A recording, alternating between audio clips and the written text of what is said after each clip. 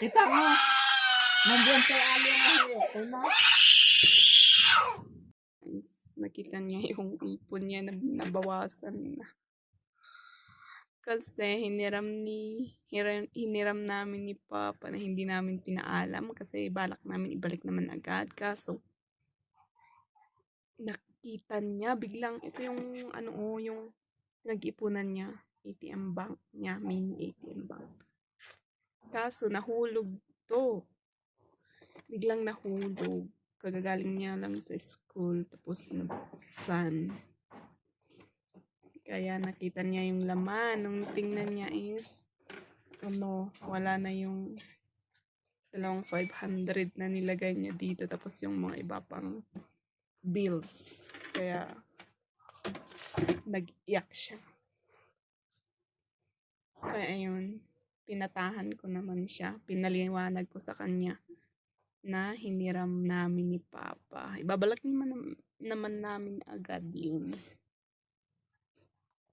Ang pagkukulang namin is hindi namin pinaalam sa kanya kasi balak namin babalik naman namin agad. Kaso yun, nabuksan na wala sa oras. So yun tuloy, nag-iyak siya ng malakas. Nagulo siya. Yan. Nanggulo talaga siya eh. Tinapon niya yung mga mga pera. Naipon niya.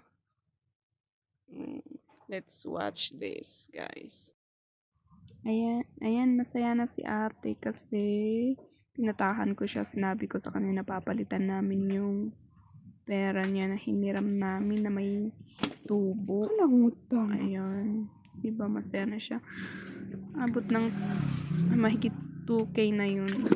Yung itong pera niya. Tapos, My day. nung pagpunta namin sa lola niya, pinahiram niya yung yung 1K. Tapos sinabi pa na pag pinalitan niya, dapat 1,100 na. O diba, madiskarte talaga yan.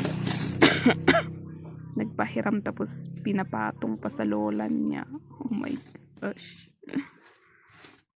Sa balak namin, i-save namin sa kaso walang pumunta, kaya sa susunod na lang, sa susunod na pagpunta ng ng collector sa co-op, doon namin isi-save yung pera daw niya.